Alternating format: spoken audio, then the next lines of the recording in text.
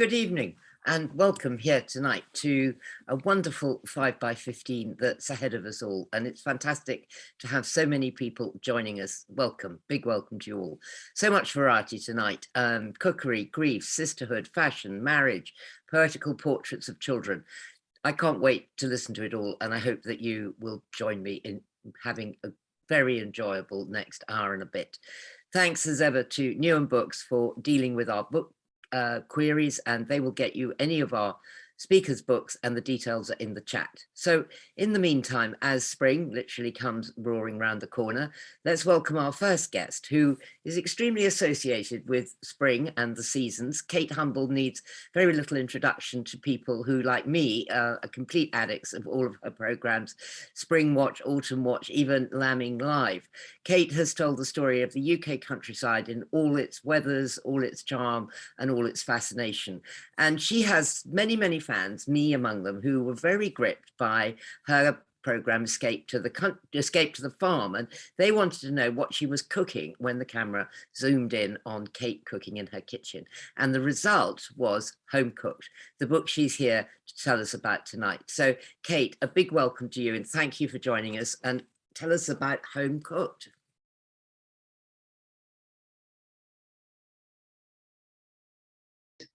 There we are. I have now unmuted. Can you hear me? Good evening, everyone. Thank you, Rosie.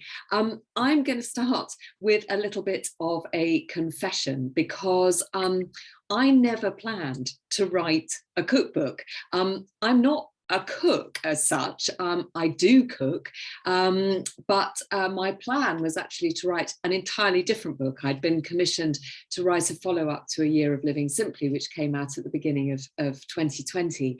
And as we all know, I think plans sometimes go awry, and in the last couple of years, many of our plans haven't quite panned out the way we expected them to.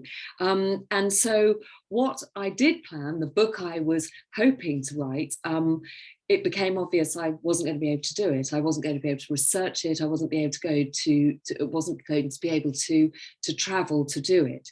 And as Rosie sort of alluded to there, the idea of doing a cookbook wasn't strictly mine. It did come as a result of doing this series called Escape to the Farm. And that series in itself was a sort of response to lockdown.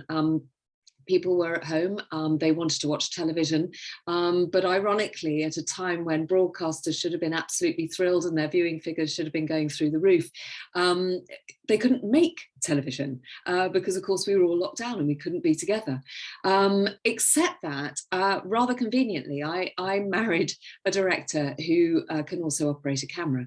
And this came to the attention of the head of Channel 5. And he said, "And don't you live on a farm?" And we said, "Yes." And the great thing about being on a farm, lockdown or no, is that life carries on as normal. Animals give birth, they get ill, they behave badly, they have sex. It's basically the stuff of a soap opera.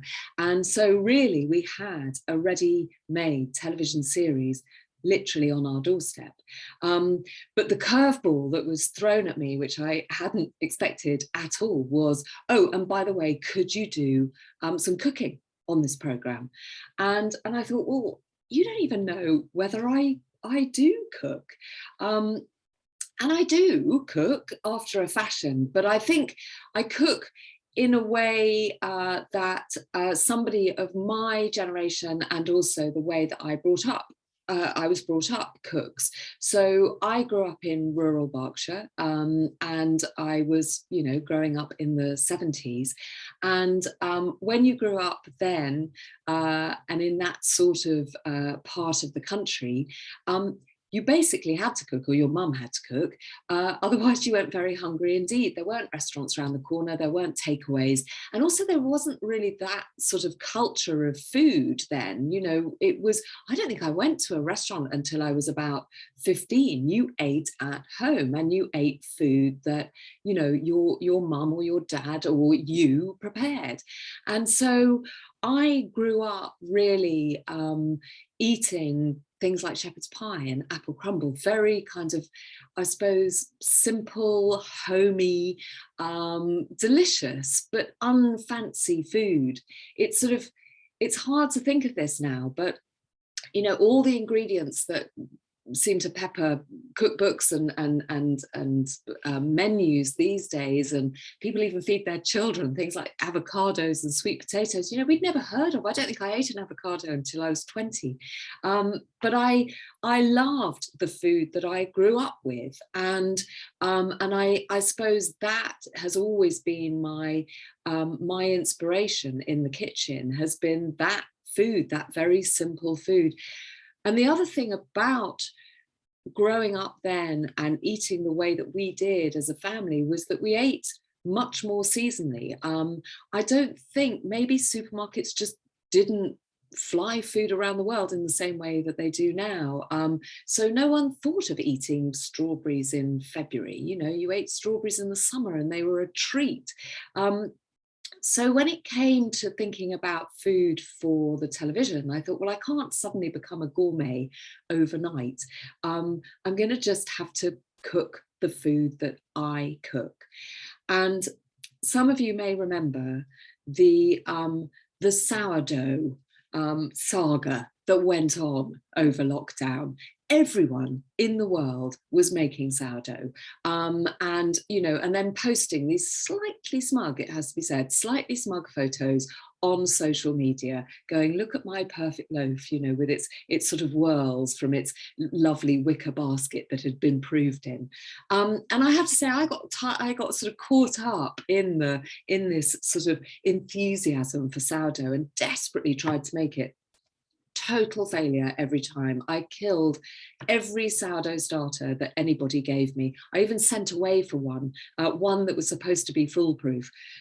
Wasn't foolproof as far as this fool is concerned. So I totally failed on sourdough, just made cow pats.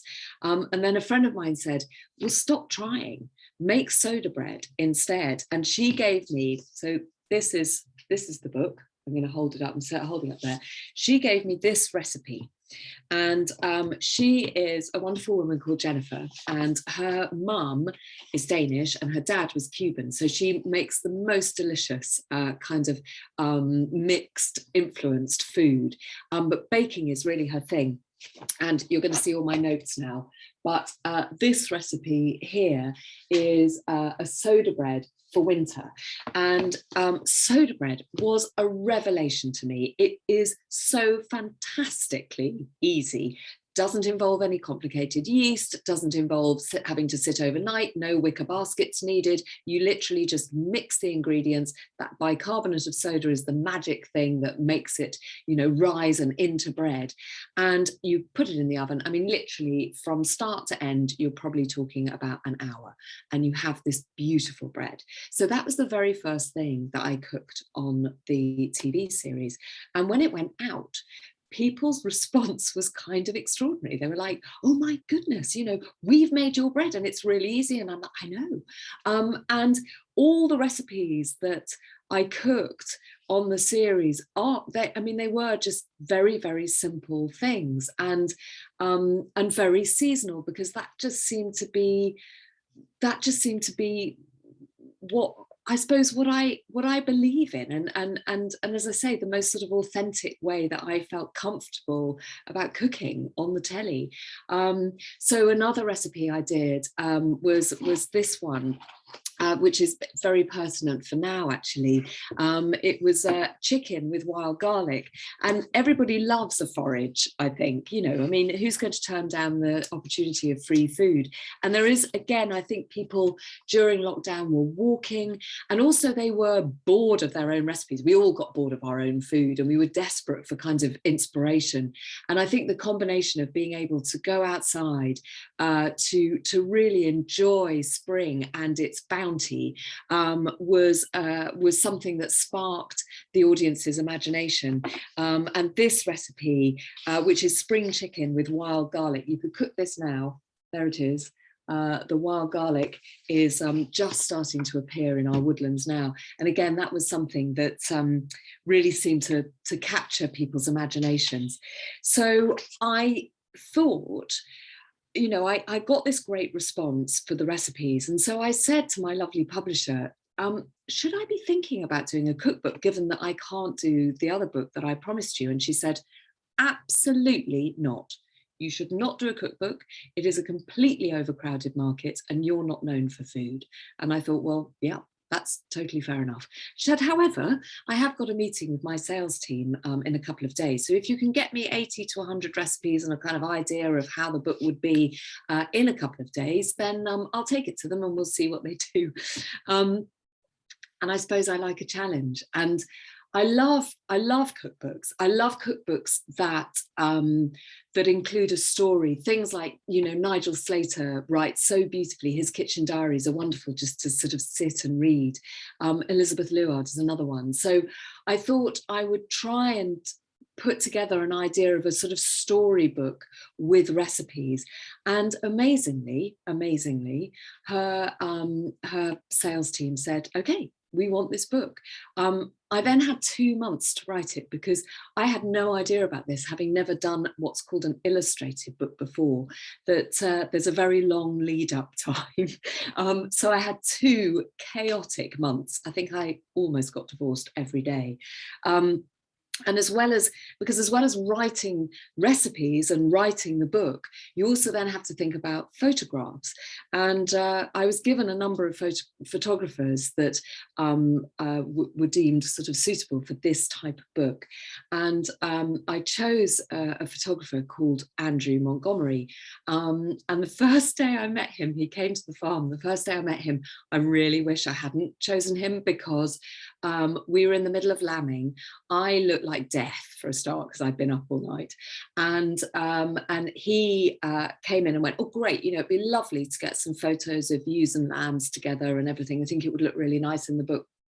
And I had just spent about 2 hours trying to pen up a ewe. She was a first-time mum. She just had her lamb.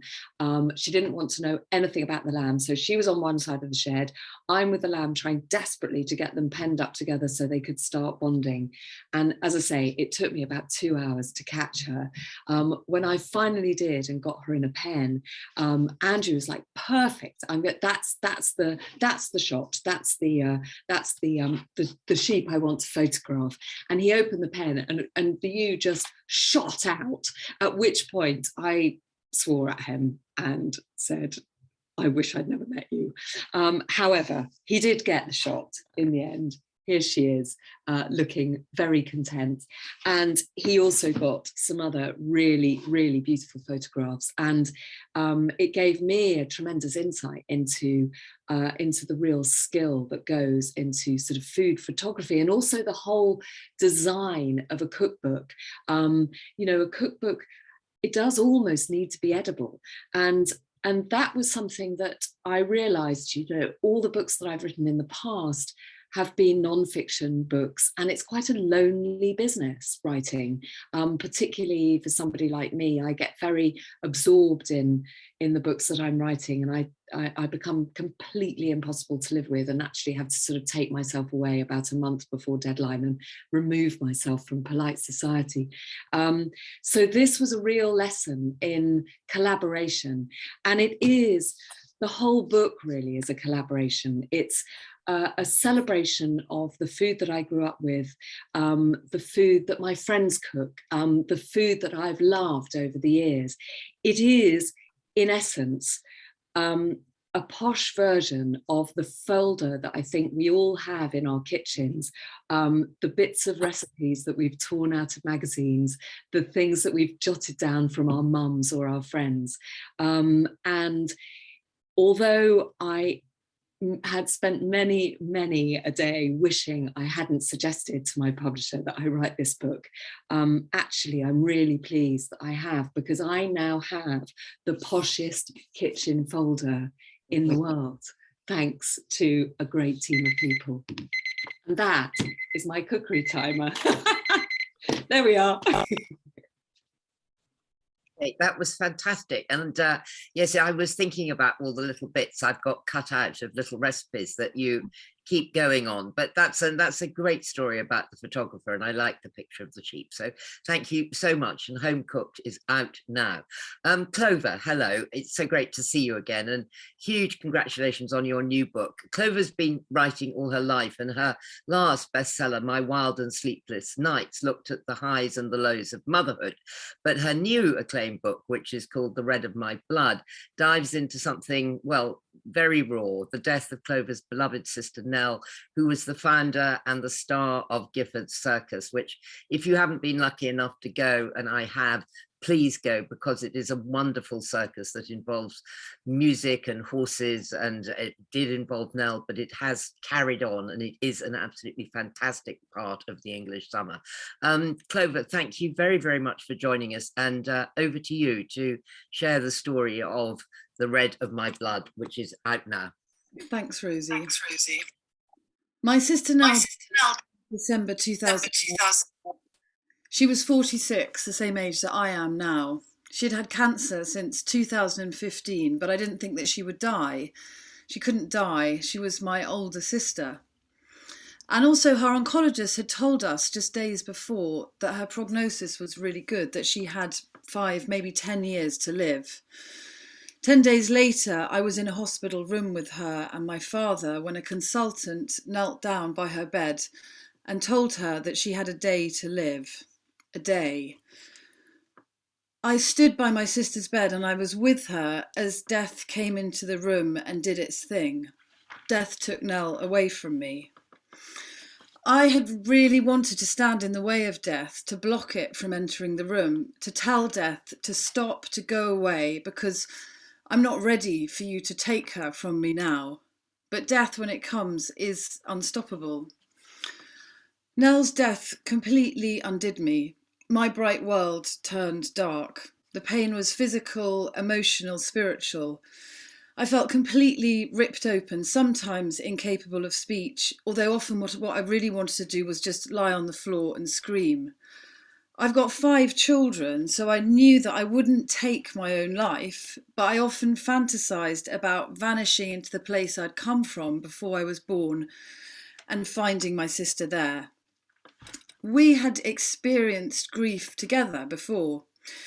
When I was 16, our mother was left profoundly brain damaged in an accident. She was in a coma for 4 months, and when she woke up, she was incapable of walking or talking or looking after herself or ever speaking my name again. She remained in that state for 22 years, and so I thought I kind of knew grief when she died in 2013, when she was 75. But Nell's death was much, much more agonising. The pain of it was sharper, like a golden dagger pushed into the soft part of my neck over and over when I thought about her, or when I thought about my own life without her in it. The grief was violent. It was like a dragon breathing fire as it ripped me open, or it was a minotaur dripping and breathing in a dark corridor, waiting to terrify me when I was just trying to be normal. It was poison running through my veins.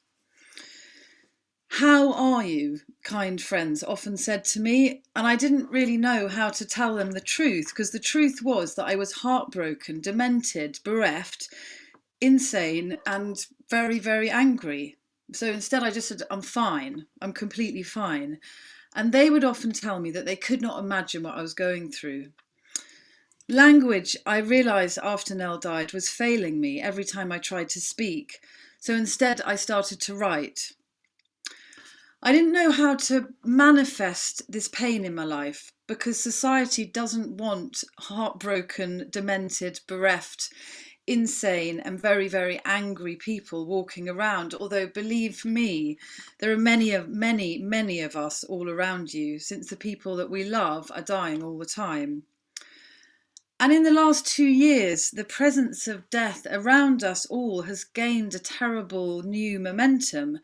The pandemic, and most recently the war in Ukraine, is giving us all a kind of collective, emotional, and in some cases literal experience of death. Often we don't have the language to express the enormity of grief. I rang a bereavement support group and they pointed me in the direction of some downloadable notelets. I didn't want to download anything. I wanted to bury myself alive with a golden chariot or send a flaming ship out into the middle of an ocean. I needed actions that matched the enormity of my feelings because there was a cathedral collapsing inside my soul every day, and I wanted to know how to express that. This made me think a lot about what we reach for to find comfort or bravery, or where we go when life is frightening. The thing that I always turn to is horses, because they've played a huge role in mine and Nell's lives together. They represent a kind of freedom and bravery to me. And in the weeks after Nell's death, the place I could make sense of myself and my own life was outside on my horse. I could be heroic there and I could be brave. I could also scream and cry and turn snotty and look wild, and my horse wouldn't judge me. I could gallop around and I could terrify myself, and that kind of made my heart race, which made me feel, more alive. The other place that I found a kind of solace was in poetry. In Gilgamesh, perhaps the oldest poem in the world, I read that death lives in the house where my bed is, and wherever I set my feet, there death is. And I found that really consoling, since wherever I set my feet, death was there too. So I kind of knew that I wasn't alone when I read Gilgamesh. The older the poetry that I read, the better that I understood these massive, difficult feelings which were going on inside me all the time, even when I was just kind of making cheese sauce for a lasagna or ripping wet washing from the drum of the washing machine. These were feelings that men and women like you and I have been experiencing since the beginning of time. Our society, I think, struggles to provide us with the language of grief in everyday life. Remember that phrase that people have said to me so often, I cannot begin to imagine what you're going through. But I realised that writers in the Middle Ages had all the words for loss. Pearl, Gawain and the Green Knight, Beowulf, Le Morte d'Arthur are completely full of the images of loss and death and how we survive and endure when we're the ones left alive and those that we love are dead. And in this poetry, I also found a meaning for what Nell's death was doing to me, which was sending me out on a quest. Learning to live without her was the grail that I was now looking for.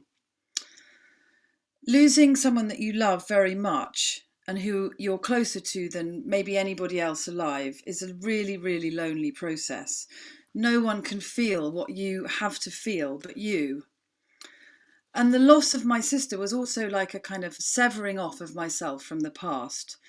Nell was the person that I grew up with. So as little children, we learned to talk lying in twin beds beside each other. We shared the same bathwater, we shared the same toothbrush, we wore the same knickers, we fought over the same toys. When she died, I wasn't really sure who I would become, since the version of the person I had been to her went with her in death, when they exited that hospital room together and left me there. I can't be Nell's younger sister to anybody else. But what also really amazed me was that alongside this feeling of the hopeless heartbreak of knowing I would never see Nell alive again was a strange, urgent, fizzing feeling of life and colour, which was moving and moving and moving somewhere deep inside me that I just couldn't ignore. Because while grief floored me, it also made me feel more alive than ever before. There were moments when it was as if a kind of multicoloured film, a bit like a kaleidoscope of vivid light, had been put over my life. Grief, I was beginning to learn during this time, wasn't the dark, muted, quietened muffle it's often described as, but a strange alchemy of violently colliding colours, which represented all the big feelings I had inside me. And poetry, that old poetry, the Anglo-Saxon poetry, the medieval poetry, was the place where I found the words that I'd been looking for to express myself. I started to realise that the forest of grief was a place that I had to get through, past that dragon, evading the Minotaur, and escaping from the monsters that seemed to be around me all the time in the aftermath of Nell's death. And in my head, I started to spend longer and longer with the knights that I was reading about who I'd met in medieval poetry. Galahad, Gawain, Arthur Pendragon, Lancelot. Even saying their names just makes me feel better now. Rather than asking me to download leaflets or telling me that my grief was unimaginable, I felt that they were showing me the way into the future. They had left the security of the court with its roaring fires and its long banquet table and its jesters and musicians and the beautiful women, and they had gone out alone on a quest to test themselves in the same way that I was being tested by grief. When I rode out into the fields around my house, or even walked down the streets when I went to buy food in the small town near where I live, I sometimes imagined the knights with me. They were a symbol of something beautiful and courageous in the future that I could believe in. So often, all I had wanted to do was to kind of reach right backwards to the time and place where my sister was last alive. But that was a place that I could never, ever, ever get to again. So thinking of the knights helped me to propel my life forward. They also, and this is really important, helped me to see that grief could, if I chose it to be, could be an intensely creative act. When somebody that we love dies, we have an opportunity to create change and to evolve. We're left with the life that we don't want because the person that we love is dead. But the fact is that it is the only life that we have. Grief is acutely painful, but we can also use it as something beautiful, as the impetus to create a life that's more vivid because of our experience of having become acquainted with death, not despite it. And the fact is that in our lifetime, we will all be completely changed by death. We will all lose people that we love, that we thought that we couldn't possibly live without. I did not think that I could live without Nell. And this sense of loss is an absolutely inescapable fact of life. And society might not have the language to help us navigate this, but as individuals, we can find our own way of getting through it. Horses were where I found this, but the more I observe other people and the more time that passes since Nell died, the more I see and learn about the beautiful ways that we learn to heal through mourning and the beautiful places that we find comfort. Since his daughter, my sister, died, my father has played his guitar and sung every day and is now singing at open mic sessions. And I know that this is an expression of both the way he misses Nell and his love for her. I also see the teenage boy who's a friend of my son's, who shapes the grief for a friend of theirs killed last summer on a motorbike by sitting meditating on the riverbank where they fished together. The mother who lost a child to meningitis, setting up a charity which will help hundreds and hundreds of other children. The friend who's moving forward from her partner's death by learning to embroider beautiful multicoloured tapestries and teaching other people to do the same. The list goes on because there are so many different ways that grief and death teaches us new ways to live.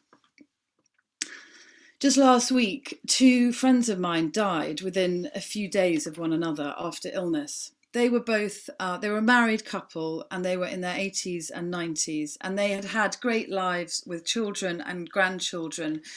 And so, their lives were there to be celebrated, but their death made me feel real sorrow again.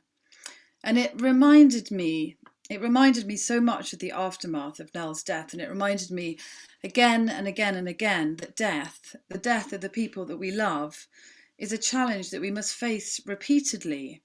This is really, really sad. It makes me cry. I almost feel like crying now just saying this.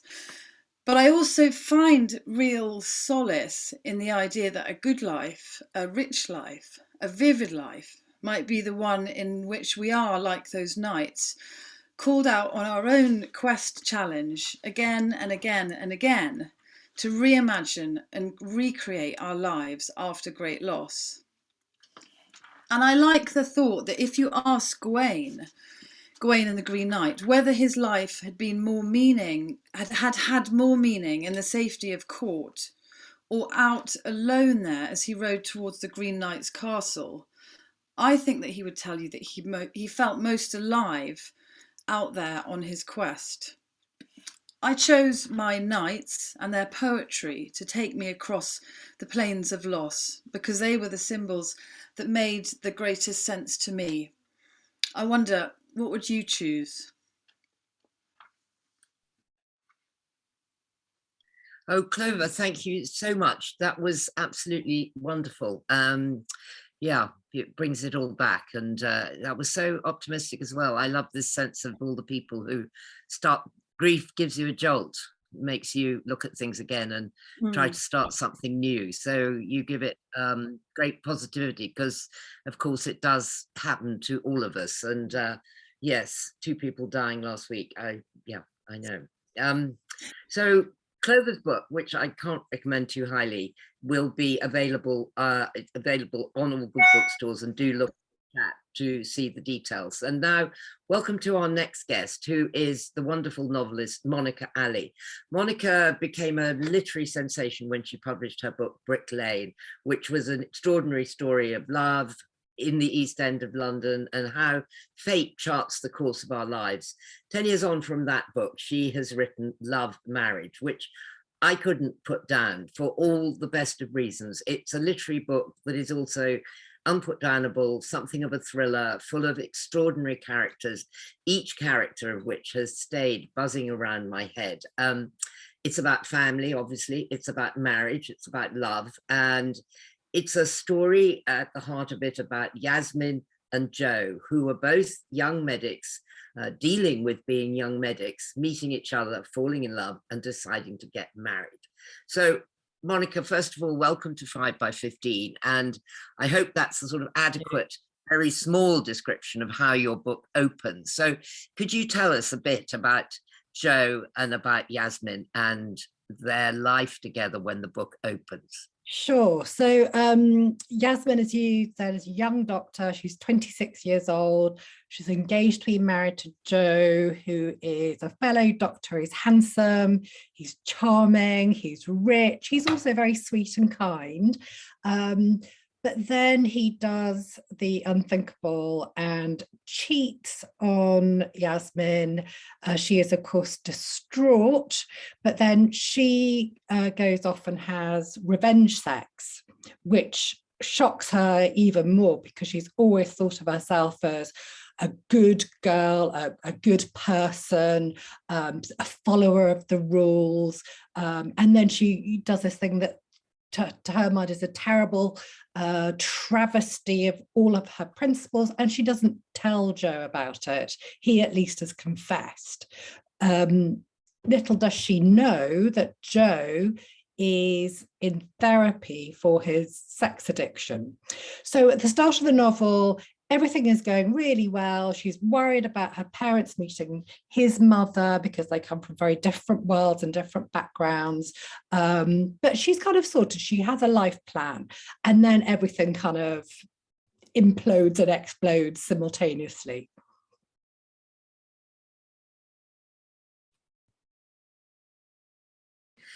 The dinner party that's organized by Harriet. Harriet is Joe's mother, and she is a completely fascinating character who I feel I recognize. She's a kind of North London feminist who has very, very set points of view, and she is a massive architect of the story going forward.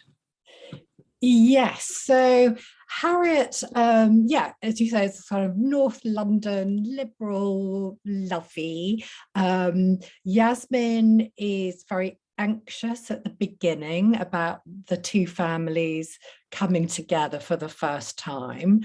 But in fact, Harriet embraces the Ghorami's, Yasmin's parents, takes them to her bosom, particularly Yasmin's mother, befriends her, which Yasmin's rather suspicious about. Yeah, so it's sort of integration by steamroller is is Harriet's approach. But she's also got a good heart, Harriet. There's and she kind of redeems herself, I think, in the story. I mean, there's a way in which both she and Joe, at a very superficial level, could be read as, let's say, examples of white privilege, or in Joe's cases, white male privilege.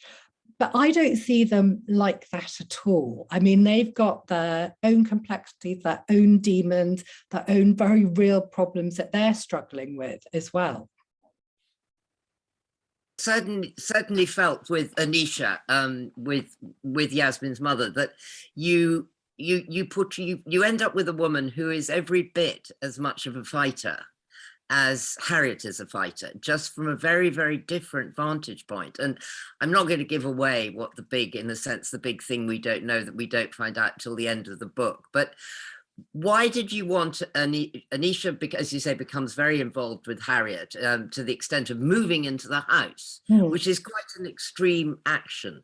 What were you trying to show us about the cultures of the two women when they start sharing a house? And again, with Harriet's she's very interested in the way I slightly felt that someone like me, you say, would have been incredibly interested in going to India when I was younger, because there was a touch of exoticness about it. And you indeed talk about that, and someone's saying, oh, Harriet just likes things that are different. Yes. And Yasmin feels that Harriet might not be totally sincere, or there's an element of exotification, or she's collecting Anissa, or sort of treating her like a pet, and then she will drop her and dismiss her. And she's making a lot of assumptions, let's say. And Yasmin quite rightly resents it when other people make assumptions about her based on her ethnicity or her gender or anything else. But Yasmin herself is making assumptions left, right, and centre. And not only does she make assumptions about Harriet, she makes assumptions about her own mother, because I think we all do this about our parents. I mean, she's just Ma. She's just Ma in the kitchen, and she's doing what mothers do. And Yasmin doesn't really recognize that her own mother is quite an extraordinary person in her own right, until she enters Harriet's house. And it's actually Harriet, but in oblique ways and roundabout ways, that opens Yasmin's eyes to who her mother actually is. Yes, that's very interesting. I thought all the way through, from both the children, you get the sense that they are slowly beginning to see their parents as human beings with their own foibles and problems and strengths and weaknesses, and that the other character, who's obviously very important in this, is Baba, who is Yasmin's father, and also her brother Arif. And you have basically these few characters who play out so many different facets of life, but the awakening of all the children into being grown up enough to realize that their parents were complicated, especially Harriet, I thought was absolutely fascinating. Yeah, I mean, I find it interesting that, the adult child relationships with our own parents, it's really knotty and it's really complicated, and it's also very fertile terrain for or family secrets and family myths, and what is the foundational myth of each family, and how does that therefore reverberate through the generations. Yasmin, early on in the book, is quite envious of Joe and Harriet, the Sangster family. She thinks, oh, we don't talk about anything in our household, we're sort of secretive, or we don't discuss things like sex and other stuff openly, and the Sangsters discuss everything. Whereas the reality is, really rather different from that. They talk about a lot of stuff in Joe's family, but they can't talk about the fundamentally important stuff because they don't understand it.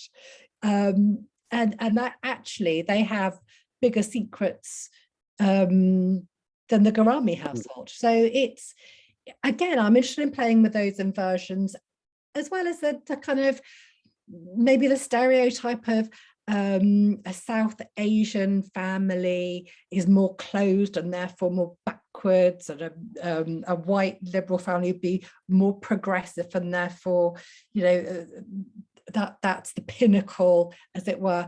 And I just like taking those things apart and looking at, you know, the multi-layered aspects of what actually lies beneath.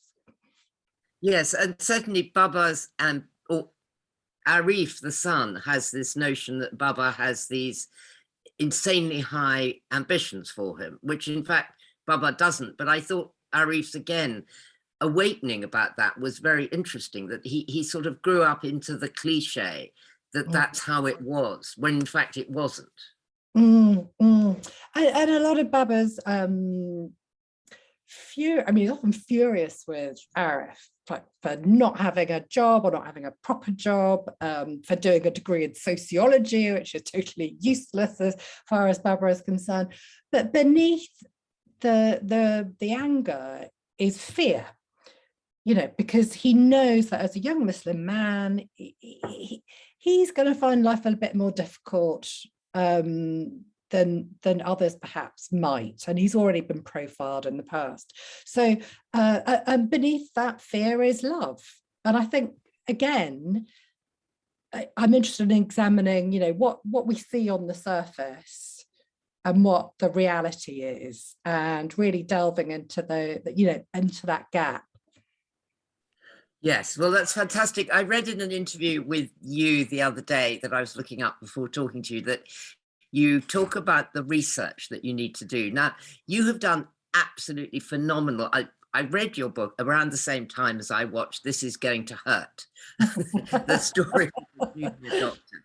And I thought, what has she been doing? This medical research is so amazing, and it's so lightly threaded through the book that, you know, you feel like it's that you yourself are a doctor, because there's no sense that you've hoiked in the stuff. So I think you're not a doctor, but your research is extraordinarily impressive. So did you go and live in a hospital? How did you do it? I mean, we all have experience of the NHS, don't we? But personally, and family and friends. But I mean, Yasmin works in a care of the elderly ward, and my grandmother's been in hospital.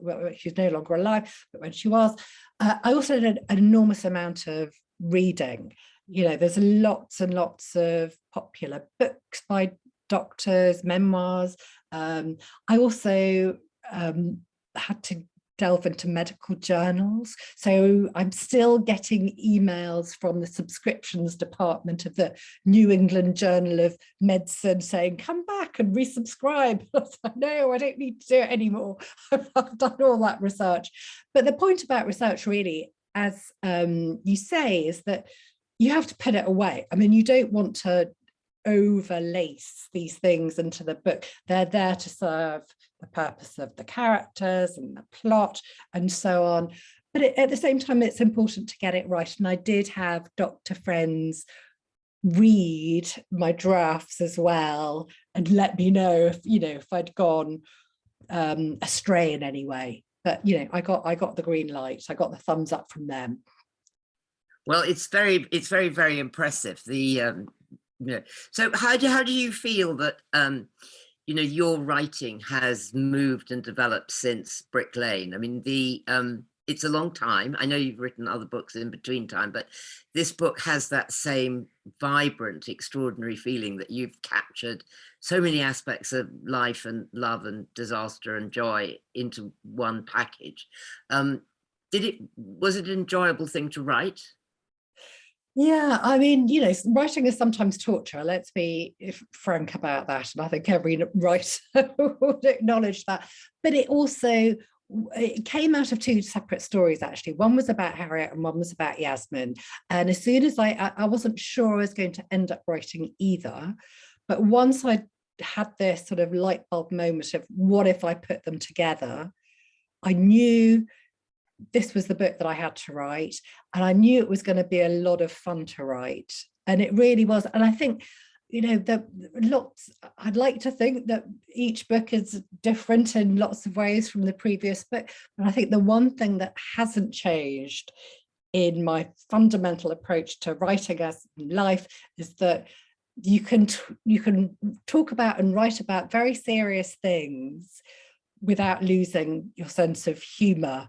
And I feel that comedy is essential to, you know, to counter pessimism and to just embrace all our human folly and striving with compassion. Good. Thank you so much. That was really wonderful. I can't recommend this book too highly. And yes, I didn't say that it's also extremely funny in parts. And you have some wonderful set pieces. And I'm so excited to hear, as you said before, that this is going to become hopefully a TV series, because you can already see, you know, Harriet Walter playing Harriet. I mean, oh yeah, she'd be great. You know, they're just our characters that start springing to mind because they're so vibrant and terrific. So thank you very much indeed. And, you know, please buy this book. And thank you for joining us. Thank you. Pleasure. Our next speaker tonight is Osman Yousefzada, who he grew up in Birmingham, and he's a multidisciplinary artist, and his story, which he tells in The Go-Between, is an amazing story. From growing up in Birmingham to a family where his mum and dad were unable to either read or write, Osman went on to win these hugely prestigious awards from the British Fashion Council, as well as designing clothes for all sorts of people. But nowadays, he's also an artist, he's also a storyteller, and he's going to have a solo show at the V&A later on this year. So he is a man of all sorts and all parts, and we're very, very happy to welcome him to 5x15. He's just back in the UK from Pakistan for a couple of days. Osman, a big welcome, and over to you, and thank you. Thank you so much for having me. Can you hear me well? Is it? Yep. Okay, brilliant. So I'm here to talk about the book I've written, The Go-Between, borrowing sort of a title from elsewhere. It's about another boy, but in another time. For me, The Go-Between really opens a door into a hidden community. It's a coming of age story set in Birmingham in the 80s and 90s. So I'm now an artist and a designer, and I wanted to share this world with you, where I come from, not because it's a misery memoir, but it's because it's a unique world right on your doorstep. It's a world of migrants. Each time you walk past someone whose culture is different, whose world is so different to yours, from their class, from their race, their language, their culture. This is the book which opens that up. It's a non-judgmental book from the eyes of a child, and it's of a particular time of the 80s and 90s when I was growing up. And it's a story of the people I love, people who have shaped me. So really, we all lived in a red light district on the wrong side of the tracks. And the book for me is a divide between the world of men and the world of women. So I take you through into this world where, so my culture, or the community that I come from, is predominantly it's ultra-Orthodox sort of men that necessarily are, they're kind of distinct. Their world is very distinct from the world of women, and it's very segregated. And then The Go-Between is also a title of the outside world and the inside world, basically the world where you don't necessarily see, you know, those nuances of everything that's actually hidden behind the closed door. So, and also the divide between the Western world, the school teachings and the traditions. There's violence in the book, there's fear, there's rivalry, there's love, but there's also friendship that prevails. So it's really about my experiences growing up. I think it's quite funny, it's moving, it's harrowing, it's surreal, and sometimes all at once. And The Go-Between takes you from Birmingham. Are you seeing the first image here, Daisy? Sorry. Sorry. No, it's the first image, sorry. Go backwards. Yeah, so, it takes you from the Birmingham to the banks of the River Kabul and the River Indus, and eventually to the London of my teenage years. And as I weave in and out of these worlds, struggling with race, class, family, expectations, I begin to understand myself and understand the people who shape me, really. It's a meditation on identity. Can we move on to the next slide, please? So my parents arrived to a world where they weren't really welcome. On top of that, what do you do when you're both illiterate? So both my parents couldn't read or write in any language. There were people of color who came to do the jobs that no one wanted. They weren't the middle class doctors or nurses who came to build the NHS. They worked in the foundries, the heavy labor. And when the 80s came around and Thatcherism was in full swing, they weren't able to become the yuppies, the upward mobiles. They found the factories' doors closing when we started actually deindustrializing the North, and they couldn't really upskill themselves. They didn't have the skills to do so. So they weren't able to work in the call centers, when we started becoming an economy which is actually much more service orientated, and we started losing our manufacturing base in this country. This is actually when the ghetto started forming. So I grew up in an area in the 80s where it was the Irish, the Afro-Caribbeans, the Hindus, the Sikhs, the Muslims, Pakistanis, the Bangladeshis. And slowly, coming into basically the 90s, all of these guys started moving out, and these became the Muslim ghettos. And we have the label of actually being the jihadi capital of Britain. This is actually, but you have to really understand that these guys came with actually the skill set that they came with.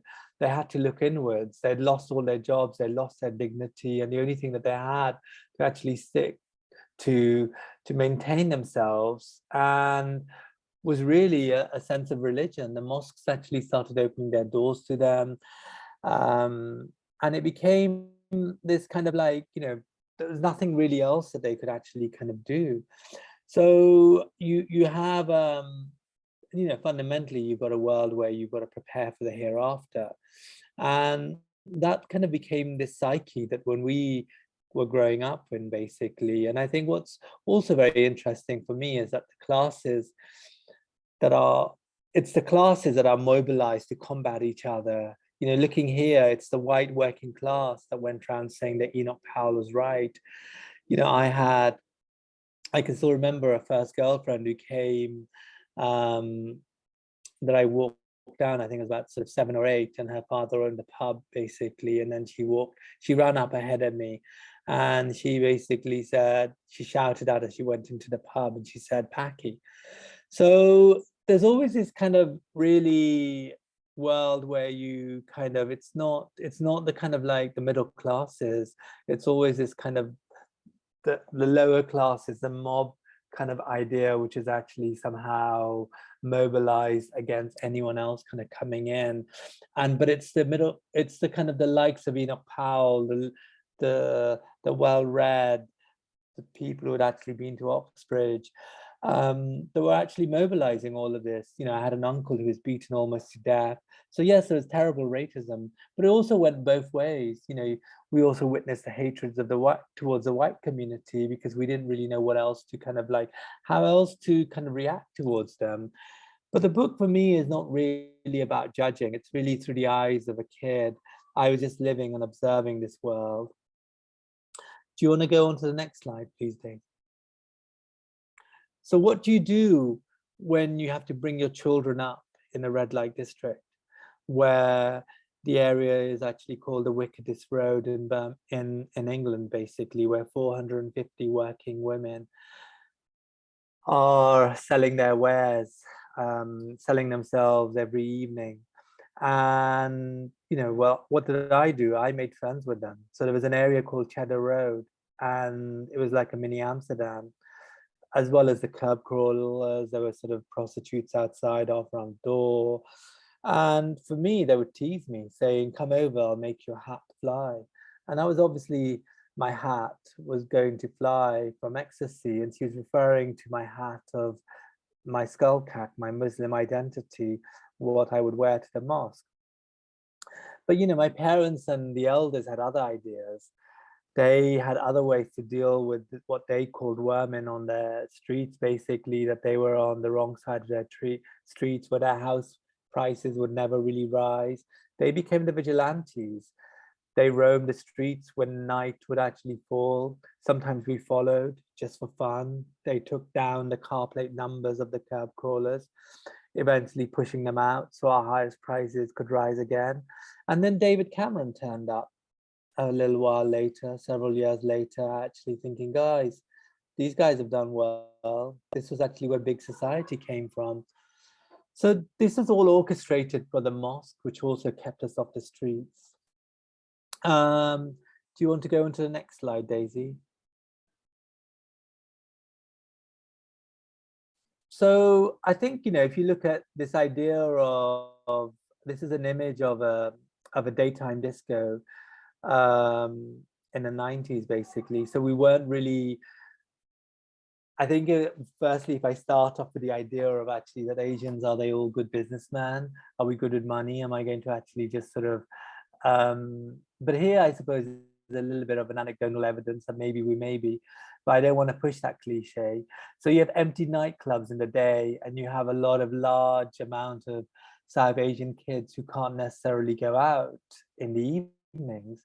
So it was a real creative act, really. So this is how we started creating our own culture, when we weren't really allowed to go to the clubs in the evening. You know, this wasn't really our culture. We didn't have basically a prom, or we didn't have the parish or the school dance or a coming of age discos. This was really alien to us, especially for the girls. And then some girls had it really tough. You know, my gig sisters had it really, really tough. You know, they were taken out of school at the age of 11 and didn't receive any formal education. There's a whole chapter dedicated to them. They helped me write it, and it's called Girls Don't Go to School. But, you know, this is also a story of the 80s and 90s, where you have a series of immigrants, especially this community that I'm from, that really found themselves actually looking inwards to kind of maintain the value system that they felt that they needed to kind of hold on to. The bulk of the book is really at the age of like 11, 12, of a kid just walking through this kind of world of difference. The women aren't allowed to go outside. They aren't allowed to go to shop. So I find myself as a go-between on many different levels. And lastly, the last, do you just want to do the last slide? So lastly, the book is, as I was saying, it's really about more like a 10-year-old kid, but there is an arc, and there's 1 or 2 chapters just about as I grow older and I come to London. It's less about actually my work and my career. It's much more about this hidden world. But for me, you know, coming to London was an escape, but also a hole which I'm still trying to find a floor in sometimes, really. And I think when you're a creative, you always try and find what sort of conversations that you have. I recently did a show at the Icon in Birmingham, and I took my mother to see it. And she, it was a kind of assemblage of her bedroom, and she said, "Who sleeps here?" So just kind of, it was quite mad, actually, really, her understanding how she thought of something and how I thought of something, and how I entered sort of a privileged world of how I'd managed to put to bed in a white gallery space and pontificated on it. And she would have thought, well, you know, this is a bed, it's a functional object, someone needs to sleep on it. There's many homeless people in the world. So, you know, for me, it was this idea of coming to London, how do I create identity? And I think making clothes was very easy to me. My mum was a seamstress, and that was actually the community and the world that I had a window into. so I could dress up and express myself, show myself to the world. But, you know, as a kid, we weren't really allowed to watch TV. I wasn't allowed to draw.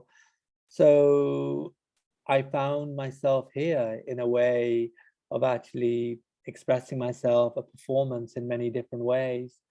So that's really what this book is really about. It's really about a meditation of identity, of finding a search for belonging, and finding a sort of, within rigidity, finding a creative space. I hope. Osman, thank you so much. That was so interesting. And you showed those pictures. That's so interesting about how all the, you know, when the industrialization went, what people were left with. And it must have been really tough for your parents being in that world, really tough. And congratulations for all the things you do. And we all look forward to coming to see your work at the V&A in the summer. So thank you for joining us and sharing that with us. And details of the book are on the chat. Now, for our last speaker tonight is the lovely Hannah Lowe, who won this year's Costa Book of the Year. And for anyone who doesn't know, winning the Costa Book of the Year is an incredible achievement, because you have first novel, non-fiction book, poetry, children's books. You've got to win your category. And then you've got to jump out of the 5 books that are in the final and be the best book. Anyway, The Kids, which is by Hannah Lowe, won it this year. And it's a real thrill to have you here. And thank you so much. The Kids is stories about Hannah's been a teacher in she taught for a decade in an inner city London school, so she got to know a lot of the kids. And these are prose poems about these kids, but they're sort of more than that, because they also involve Hannah's own upbringing. It sort of brings it round in a circle. So Hannah, over to you. Thank you so much. And thank you for staying up so late with your little boy. Thank you. Welcome. Thank you. Yeah, he's still sat beside me. Well, just out of view. And of course, my son features in the book as much as the students that I taught as part of my decade teaching in a London sixth form, and my own child self and my teenage friends and my teachers. And I thought on that note, I'm doing rather ambitiously, I'm going to try and share my own screen. So I'll start off, I hope everyone can see the front cover of The Kids, which shows me and a group of fellow students from Barking College in 1993 or 4 at the Anti-Nazi League Carnival Against the Nazis in Brockwell Park. I am on the right of that photo by the banner, and I was 16 then, and you know, I'd already done 11 years of formal education, but 16 was when I really started to learn. It's when I really started to kind of begin to understand the political and social world that I lived in. And being part of demonstrations and protests and activism was definitely crucial to that. And it was interesting to see Osman's photo of the Enoch Powell rally, and this is a kind of counter image to that picture. But I also wanted to show you, I've changed these slides, by the way, while we've been listening tonight. I had a little tweak around. I wanted to show you the real photograph, the actual image. I was so glad, this is time before the time of phones. So there was someone there with a disposable camera, and here is the real photo in color. And so you'll see that there's many more people there, and it's in color, and it's all a bit more messy. And I think these two images, the difference between them, perhaps is a good metaphor for talking about what I've tried to do in this book, which is to take real life and then do something with it, perhaps beautify it, perhaps simplify it. It's definitely about a process of selection, of detail, of like who makes the final cut and all those sorts of things. And also making it black and white. I think writing for me does something like that. There's something about containing and also historicizing going on in my work. Well, this was the age that I left my very traditional secondary school. It might have been that I wasn't allowed into the sixth form. Maybe I didn't want to go. Maybe both things are true. And I went off to college to do my A-levels, and I met the most amazing students and amazing teachers there. I was taught by 2 teachers called John. The book is dedicated to John Toolan, who sadly died far too young. And I thought I would start by reading to you a poem about him. And I should say these poems are all sonnets, and that's something else I mean about selection. If you're having to write a 14-line poem with a 5-beat metrical line and a rhyme scheme, either Shakespearean or Petrarchan, depending on which version you've gone from, there's only so much the poem can hold. But sonnets are also traditionally love poems, and I definitely felt big love towards my A-level English teacher. And there he is. Does he look lovable in that photograph? He looks rather irreverent. Still, pink hummingbird. The postcard he sent to you in that long, wet summer had on one side a pale pink hummingbird, and over leaf his notes on your essay on Faulkner in his usual turquoise ink, the words you imagined written in sunlight on the bed of his book-stuffed flat, each weighed with care like a love letter, though it was you that wanted him. All summer you waited for September to be back in the tattered classroom, the tables pushed together, and him at the top, like a doting father or a bridegroom, or like God, if God wore Doc Martens shoes and a silver sleeper in one ear. Not the God you didn't believe in, but one who believed in you. Well, it was definitely for that reason, the age of 16 and how galvanized I was. That's why I wanted to go and teach in a sixth form. I always wanted to teach kids of that age. And the next poem I'll read to you is about my first day on the job, my first day as a teacher. And I should say I was 22, so I was only a few years older than the students that I was teaching. And the kids that I was teaching in those first few years had failed. They'd failed at GCSE English, sometimes once, sometimes twice, and sometimes 3 times. So even to be seen to be trying could be challenging for some of them. And the image that accompanies the poem I'm going to read is from the Fugees album, The Score, and it's from the single Ready or Not. And I think, again, in using that detail in the poem, I'm trying to slightly historicise these events. The register.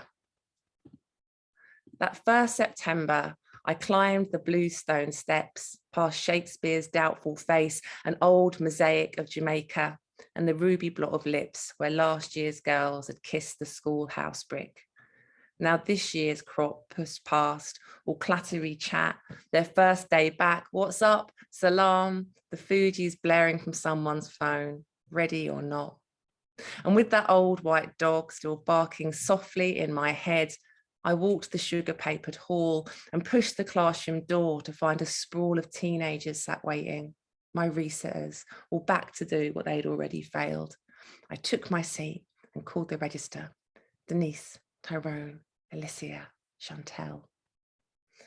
Well, at the time that I started teaching, you know, all the debates around multicultural education were raging, all the conversations about what should we teach kids that come from a whole range of backgrounds. And often we were discussing in the classroom issues of identity. I mean, it was intersectional practice, so we didn't have the word intersectional at that time, but we talked about race, ethnicity, religion, class, gender, and all the way that was being given to us, served up to us through literature and also film. I taught film studies as well. And we had very few kids at the sixth form from white English backgrounds. They were in the minority, and even more so white working class kids. And this poem is for one of those students. I'm gonna, oh, why am I not? My slides aren't moving on, bear with me. Oh, okay, here we go. And I don't think I need to explain the image accompanying the photo. The only English kid. When the debate got going on Englishness, I'd pity the only English kid. Poor Johnny in his spotless Reeboks and blue Fred Perry. He had a voice from history, the no miss, yes miss, no miss, all treacly cockney, rag and bone.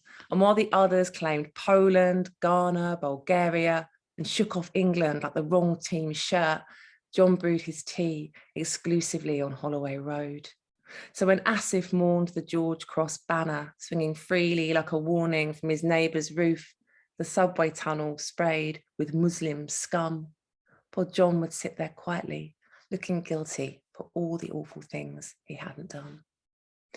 It used to shock me. It doesn't shock me now, but at the time when I was first teaching, when I'd ask kids about their own Englishness or Britishness, and kids that had been born in Hackney or Stoke Newington or Tottenham, say they were second or third or fourth generation, would refuse Englishness, refuse Britishness. And I thought that raised so many interesting, pertinent, still totally relevant questions about why those young people felt alienated from the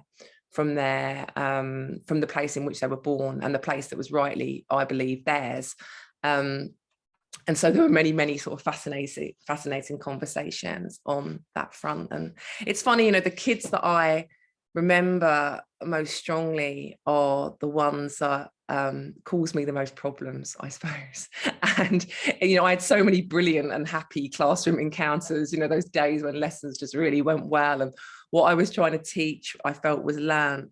But in writing this book, which I started writing years after I'd left teaching, it was those kids that I hadn't been able to connect with, or those kids that seemed to hate me, that I remembered. And the next two poems I'll read, the final two poems, are about a student of that ilk. But one thing I should say is that my whole teaching experience and what I'm trying to work through in this book or talk about is how my own identity was being challenged and complicated by the students that I taught. So my dad was Jamaican, he was Afro-Chinese, but I never told my students that, not until later.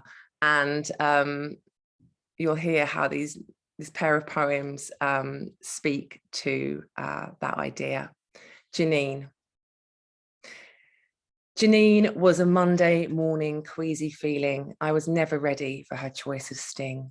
The late strut-in, teeth kissing, rolling eyes, my protests thwacked away like swatted flies, or else the bleat of questions, her pinging hand, a jack-in-the-box, a gun she kept on firing, asking over and over why we couldn't study Harry Potter. Or worse, the searing telescopic stare I winced in as she coiled a lock of hair around the middle finger shone at me. And this went on for months until somebody said the thing, and finally brought ease.